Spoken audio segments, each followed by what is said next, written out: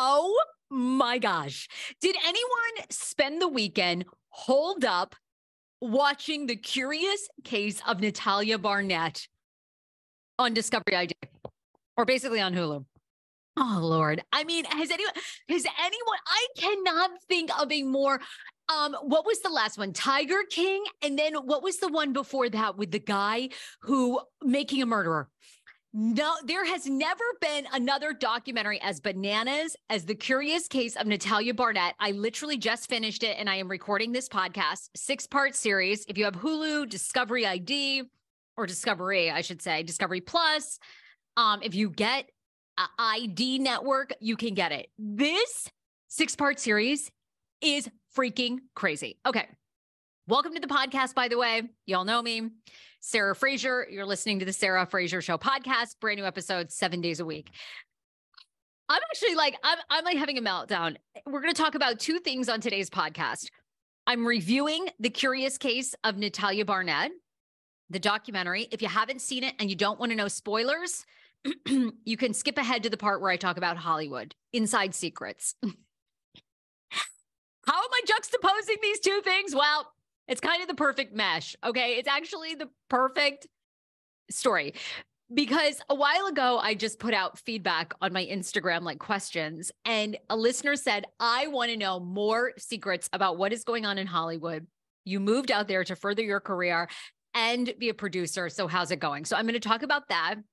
So if you don't want to know what happens in The Curious Case of Natalia Barnett, skip ahead.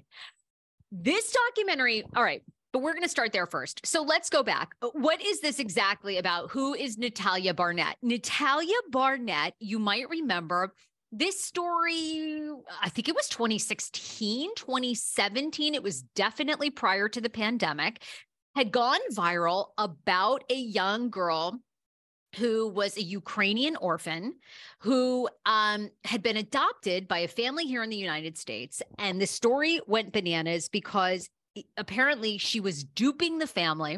She was not 6 years old. She was not a 6-year-old little person. She was, in fact, like 18 or 20 years old. She lived with this family. She was hoarding knives at night. She had tried to poison them by putting Lysol into the mother's drink. And she apparently was like the orphan from hell. The rumor even got started that the movie The Orphan, which is essentially the same premise of this orphan that this family adopts and thinks it's going to be great, but the orphan is evil. A lot of people felt that that movie was based on Natalia. Now, it doesn't add up the timing because I believe the Orphan film was like 2015 or 2016. The bottom line is the Orphan film came out before this story broke. Lord.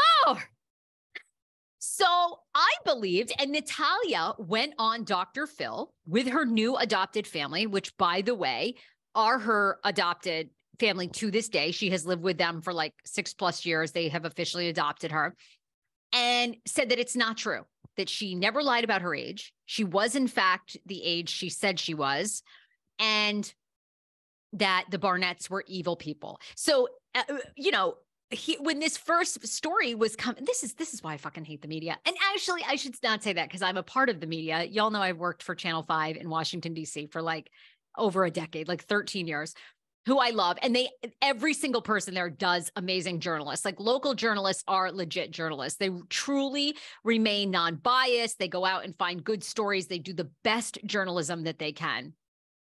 So I can't say that about the media. But what I hate about these stories is something like this, the headline sells the story, right?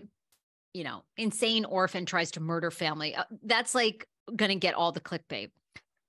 And I fell for it. I thought Natalia Barnett was this evil person trying to dupe a family and trying to kill them.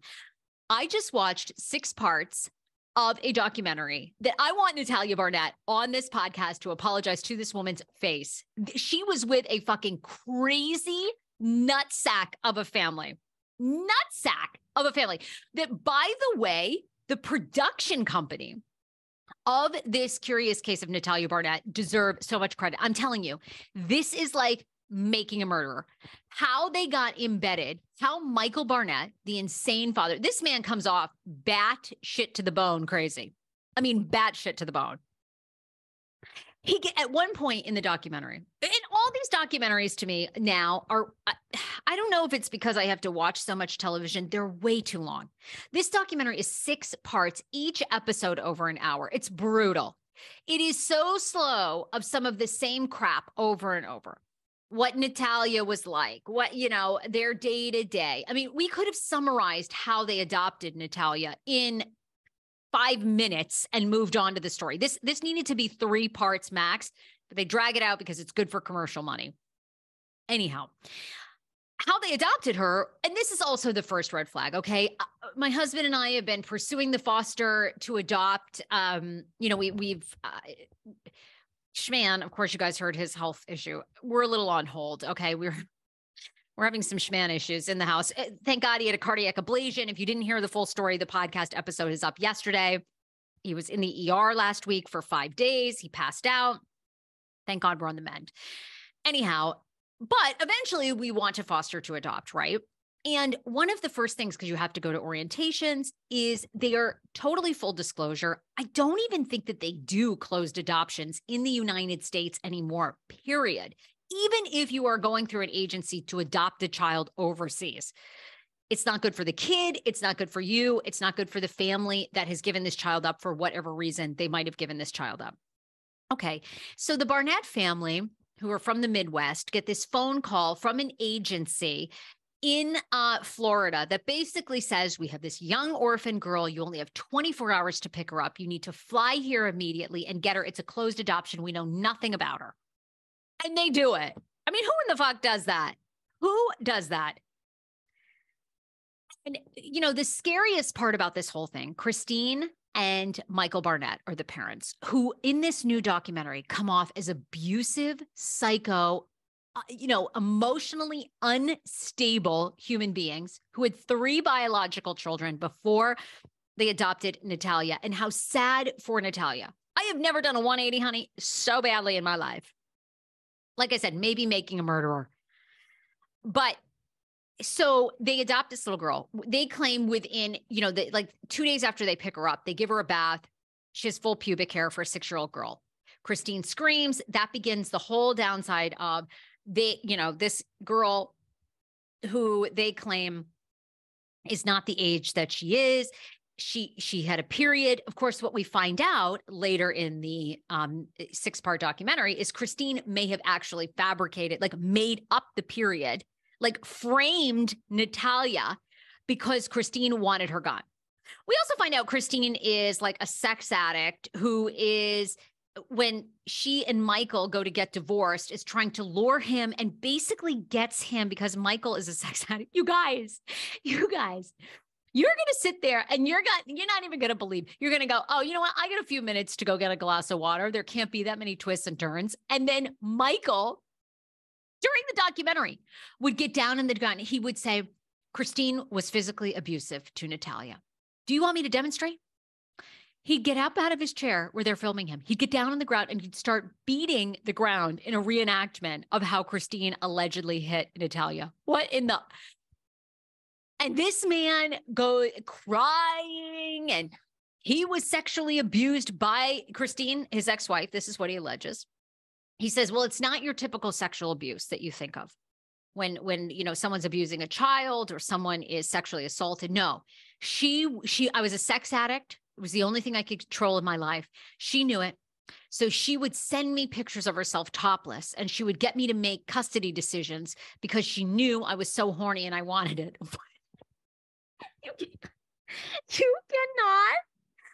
You cannot, you guys, this is the saddest, how this poor woman, and of course, fuck that agency in Florida. You know what? And that's something that's missing from this documentary is what the hell happened to that goddamn piece of shit agency that adopted this poor girl to the Barnetts that never did a full background check, because they would have found out, which we find out in the documentary, is that Michael and Christine had a long history of police calls. They had on and off physical abuse, fights, threatening each other.